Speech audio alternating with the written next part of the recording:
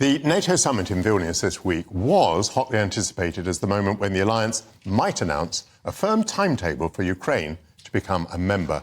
But such hopes were dashed when the United States President Joe Biden let it be known on the eve of the summit that the time isn't right for Ukraine to join, with the final communique saying that Kiev will be admitted, quotes, when allies agree and the conditions are met, end of quote.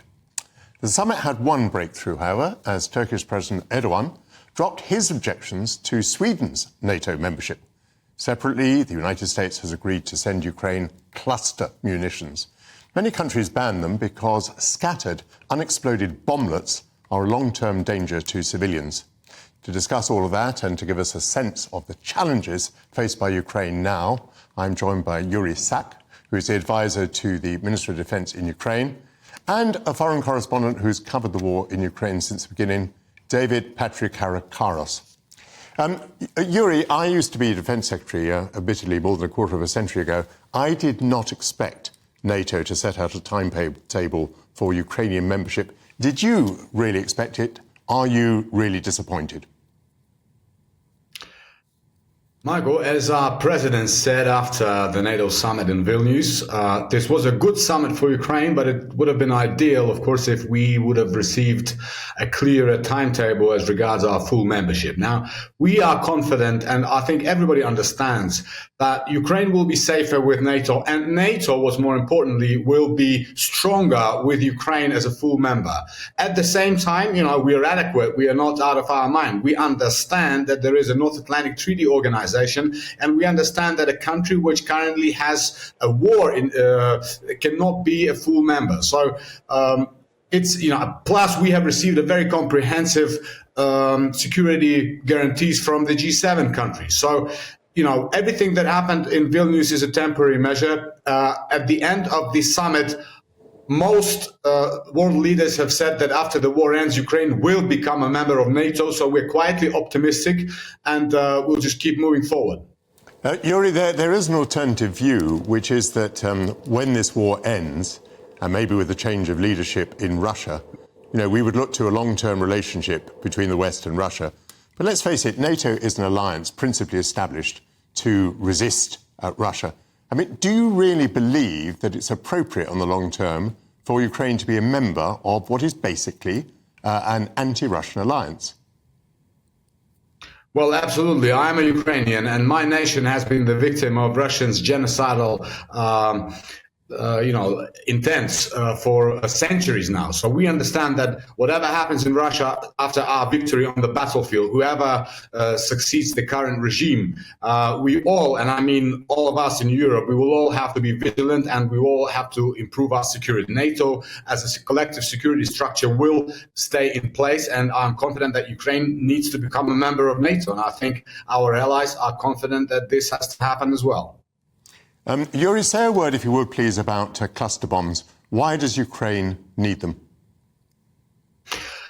Well, Michael, look, last night, Russians have attacked, for example, the second largest Ukrainian city of Kharkiv with S-300 missiles. Now, these are not cluster munitions. These are as you would know, these are anti-aircraft missiles, which Russians use as ground-to-ground missiles. Now, each one of these missiles is filled with thousands of little steel, if you like, pieces of shrapnel, and they're using them on the civilian residential areas. Plus, Russians have been using cluster munitions on civilian cities since day one of this aggressive war. Now, we need the cluster munitions just to help us break through the defense lines.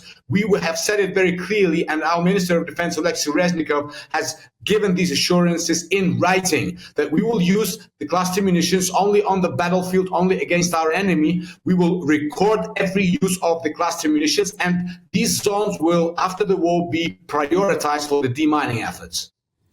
Were you upset by Ben Wallace's remark in which he implied that Ukraine ought to be showing more gratitude and said that the West wasn't Amazon? Were you upset by that, or were you able to take it as a sort of joke?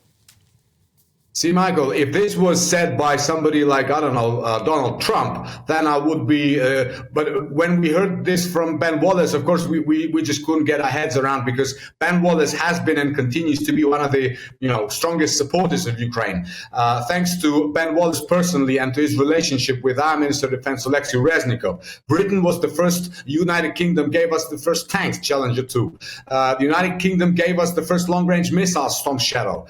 The United Kingdom, we know from the latest news, has already trained more than 18,000 Ukrainian servicemen. So, and every time we communicate, we say thank you. We say thank you to the British people. We say thank you to the UK government. We say thank you to your country overall. So I don't think, it was a misunderstanding. As far as I understand, Ben Wallace also said that his words came across not the way he intended them to come across. But look, I just want to say we sincerely are very grateful to our allies, because we understand that for us it's a war of survival. In this war of survival, we depend on the unwavering support of our allies.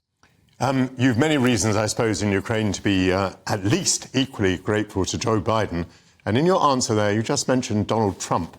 I wonder with what nervousness you look towards the American political scene and the possibility of a change of regime in Washington. Michael, I wouldn't want to speculate and meddle with the domestic affairs of one of our most important strategic partners.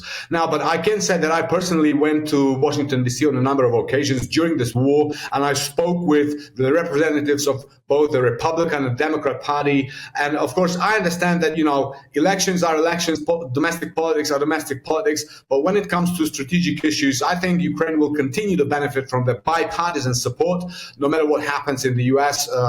During these elections, because everybody understands what kind of threat Russia poses, right? Everybody understands that overnight it can spill over to the West, and that will be no longer a time when the West will be able to just support Ukraine with weapons, right? So we still have a window of opportunity to end this war in Ukraine, on the Ukrainian territory. Let's use it. How should we interpret what is going on in the Ukrainian counter-offensive? What is happening? Michael, if you consider that we are conducting these offensive operations without air power, which is something we've been requesting our allies to provide us with for a long time. So you ask any military expert, is the Ukrainian counteroffensive, which is going on along the 900 kilometers front line. So considering they don't have air power, is it going well? And it is going exceptionally well. We are pushing the enemy. We're moving forward. In some places, we are trapping the enemy. We're destroying their life force, their personnel, their military equipment. If to those who think that this is not going too fast, if it's as if I ask somebody to dig a hole and gave them a spoon, and I said, and then after a while I'd say, why are you digging so slow? I'd say, well, you need to give them a spade, right? So we've got some spades, but I think there is still more that we need, like long-range missiles, ATACMS, F-16s, and I think in the meantime we will continue to do what we do best: smart war, using drone warfare, taking advantage of the enemy's weaknesses, identifying their vulnerabilities along the front line. And I would like to stress that we have not committed our major forces yet, so that's still ahead. Do you think that the absence of the Wagner Group and indeed the instability in Russia has proved to be an advantage to you yet? It hasn't translated into any tactical, operative, or strategic advantage on the battlefield. But of course, whatever makes Russia weaker makes Ukraine stronger and makes our victory closer. So we watch carefully, the developments in this failed terrorist state, Russia. And, we see that not all is good in the Dutch kingdom. And I think that they are headed towards an inevitable disaster, both on the battlefield in Ukraine as well as domestically in Russia. Yuri Sak, I thank you very much for your eloquence. Thank you for coming on the programme this morning. We did intend to have also David Patriarcharakos. Unfortunately, the communications weren't with us on that one. But thank you very much, Yuri.